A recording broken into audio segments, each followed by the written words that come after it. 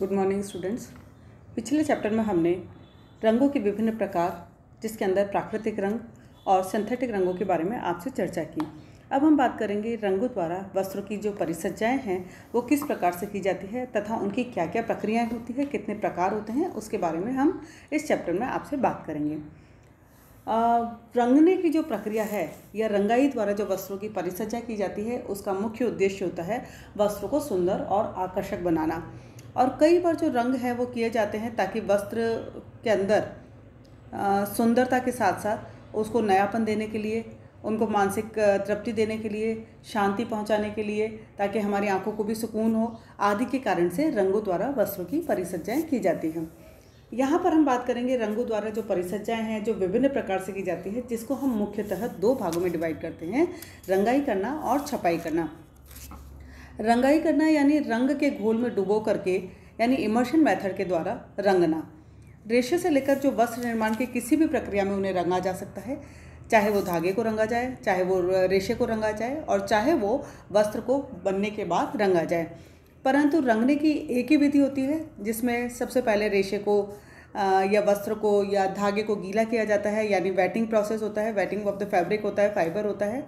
दूसरा, घोल में डुबोया जाता है, चाहे वो रंग अम्ल हो या क्षारीय रंग हो या अन्य घोल हो, उसमें डुबोया जाता है ताकि उस पर रंग चढ़े। और तीसरी जो प्रक्रिया होती है जिसमें वस्त्रों पर से जो रंग अतिरिक्त लग जाता है उनके कणों को हटाया जाता है। और चौथा, कई बार जो रंग होता है वो कच्चा होता है, उसको पक्का करने के लिए उसमें फास्टनर आदि का उपयोग किया जाता है। इसका मतलब ये है कि चाहे जो भी रंगाई की प्रक्रिया हो, उनमें जो प्रक्रियाएं की जाती है उसमें गीले करने से लेकर और रंग को पक्का करने तक की प्रक्रियाएं की जाती है। अब हम बात करते हैं विभिन्न स्टेजेस क्या है डाइंग की। जैसे कि हमने कहा कि गीला करना ये प्रक्रिया है, लेकिन अब स्टेजेस क्या है, यानी हम किस तरह से डाई करते हैं। तो डाइंग की जो प्रक्रिया होती है यानी रंगने की जो प्रक्रिया होती है उसकी जो अवस्थाएं होती है, 3 अवस्थाओं में हम उसको डिवाइड करते हैं। पहला, रेशों की रंगाई करना यानी रॉ स्टॉक डाइंग या फाइबर डाइंग के बारे में बात करेंगे।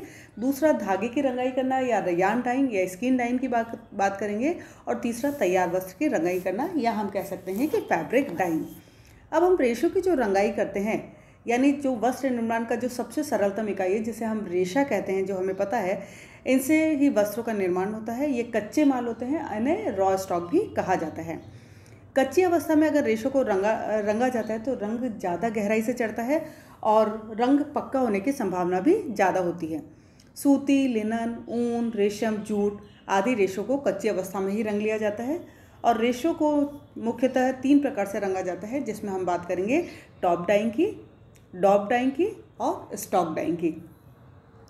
टॉप डाइंग यानी बस्टेड ऊनी रेशों को रंगे जाते हैं, जिससे ऊनी रेशों को कंघी के पश्चात इन्हें रस्सी के समान बटकर चरखी पर लपेट दिया जाता है। इन चरखियों के रंग को रंग के घोल में डुबोकर रखा जाता है, बाद में घोल में से निकालकर सुखा लिया जाता है। दूसरा होता है डॉप डाइंग। डॉप डाइंग यानी डॉप रंगाई के द्वारा कृत्रिम रेशे रंगे जाते हैं। रेशे तैयार करने के लिए कई रसायनों को मिलाकर के घोल तैयार किया जाता है। इन घोलों को स्पिनरेट के छिद्रों में से गुजारने के साथ ही इसे रंग में डाल दिया जाता है। इसके बाद ही स्पिनरेट के छिद्रों से होकर घोल को गुजारा जाता है, जिससे रंग पक्के चढ़ते हैं और धूप, पसीना, ब्लीच आदि अवस्थाओं में भी ये प्रभावित नहीं होते हैं। तीसरी हम बात करते हैं स्टॉक रंगाई की, जिसमें पक्के रंग चढ़ाए जाते हैं और इसके लिए रेशों को बड़े बड़े टैंकों में डाला जाता है और हाई टेम्परेचर को डाल करके साथ में दे करके रेशों को रंगों के साथ क्रिया करवाई जाती है, जिससे रंग जो है वो पक्का चढ़ता है।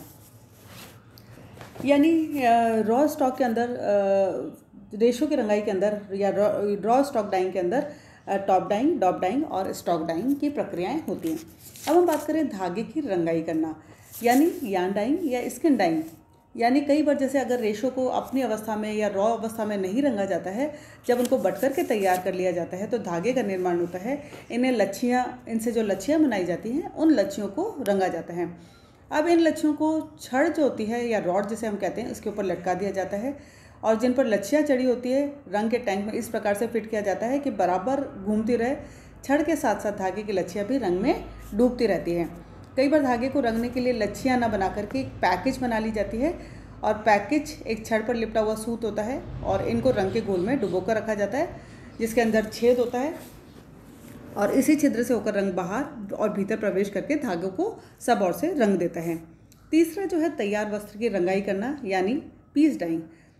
अगर रेशों और धागों को रंगाई नहीं की जाती है तो वस्त्र को और भी सुंदर और आकर्षक बनाने के लिए तैयार वस्त्र को ही रंगा जाता है, क्योंकि तैयार वस्त्र को रंगना सरल भी होता है और साथ ही सबसे बड़ी बात ये होती है कि ये फैशन और रंगाई जो भी हमें आवश्यकता है उसके अनुरूप इसे रंगा जा सकता है, यानी ऑन डिमांड हम उसको वस्त्र को रंग सकते हैं।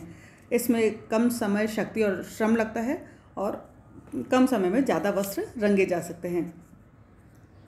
लेकिन कई बार खामियां जो रह जाती है उसमें ये होता है कि तैयार वस्त्र में रंग बहुत उतना पक्का नहीं होता जितना कि रेशों और धागों को रंगने में होता है, और रंग जो है रेशों के भीतर गहराई तक नहीं पहुंच पाता और सतह पर भी ठहर जाता है। और कई बार धागे की जो बुनाई है, ऐंठन प्रक्रिया है, सघनता है, नमूने हैं आदि भी रंग को चढ़ने में प्रभाव अपना डालते हैं और बार बार धुलाई से रंग फीके पड़ने लगते हैं। अब हम बात करें तैयार वस्त्रों की जो रंगाई है वो किस प्रकार से की जाती है, यानी इसके अंदर भी विभिन्न प्रक्रियाएं होती है, जिसमें हम कह सकते हैं जिग डाइंग, क्रॉस डाइंग, बांध कर रंगना, बंदेज करना, रील रंगाई, संयुक्त रंगाई और निरंतर मशीन द्वारा रंगाई। तो यहाँ पर हम थोड़ा सा डिस्कस करेंगे जिग रंगाई के बारे में, जिस विधि में एसीटेट, रेयन, नायलॉन व पॉलिस्टर के वस्त्रों को रंगा जाता है। किसी भी रंग के शेड्स द्वारा वस्त्र की रंगाई की जाती है। क्रॉस रंगाई में 2 या 2 से अधिक रेशों से बने वस्त्रों को रंगा जाता है, जैसे कॉट्स वूल, टेरी वूल, टेरिकॉट, सेलुलोज एसीटेट आदि से बने हुए वस्त्रों को।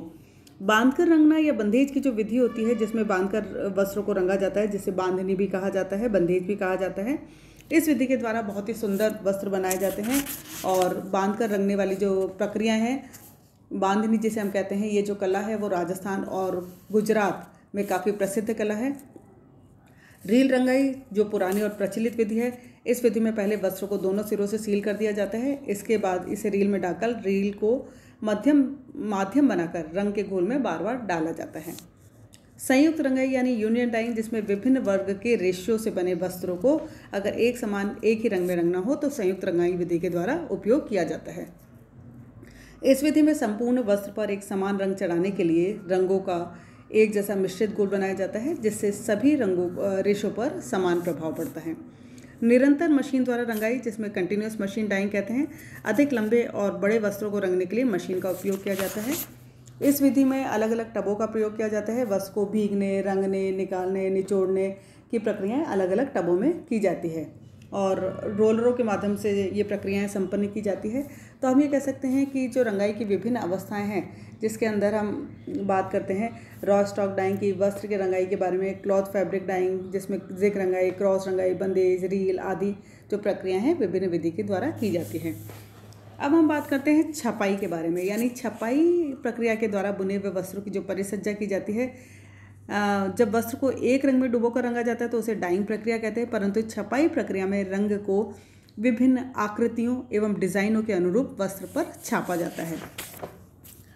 छपाई के जो मुख्य स्टेप्स होते हैं, जिसमें कलाकारों द्वारा नमूने तैयार करना, उपयुक्त तो आकर्षक डिज़ाइनों का चुनाव करना, चुने हुए डिज़ाइनों के सैंपल तैयार करना, सैंपल में रंग संयोजन करना, सैंपल को बड़ा करना, जिंक प्लेट पर खुदाई करना, इस तरह से विभिन्न प्रकार की जो चरण होते हैं छपाई के अंदर की जाती हैं।